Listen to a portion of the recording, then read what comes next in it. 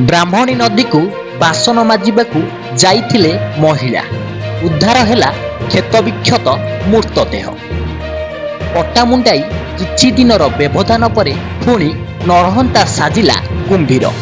କୁମ୍ଭୀର ଟାଣି ନେଇଥିବା ମହିଳାଙ୍କ ମୃତଦେହ ଉଦ୍ଧାର।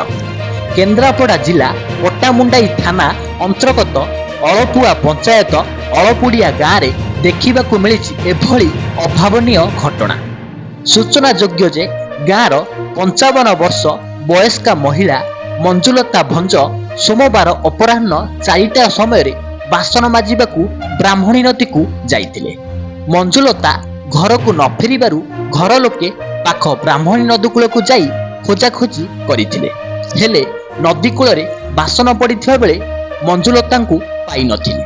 ପରିବାର ଲୋକ ଓ ଗ୍ରାମବାସୀ କୁମ୍ଭୀର ଟାଣି ନେଇଥିବା ସନ୍ଦେହରେ ଅଗ୍ନିଶମ ବିଭାଗକୁ ଫୋନ କରିବା ସହିତ ଡଙ୍ଗାରେ ଖୋଜାଖୋଜି କରିଥିଲେ।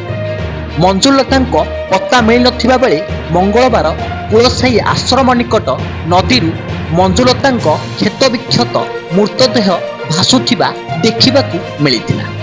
ପରେ ପଟ୍ଟାମୁଣ୍ଡାଇ ଅଗ୍ନିଶମ ବାହିନୀ ପହଞ୍ଚି ମଞ୍ଜୁଲତାଙ୍କ ମୃତଦେହ ଉଦ୍ଧାର କରିଛି।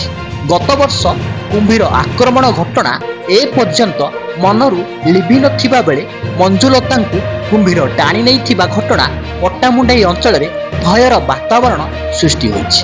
Bureau report, Mandira TV.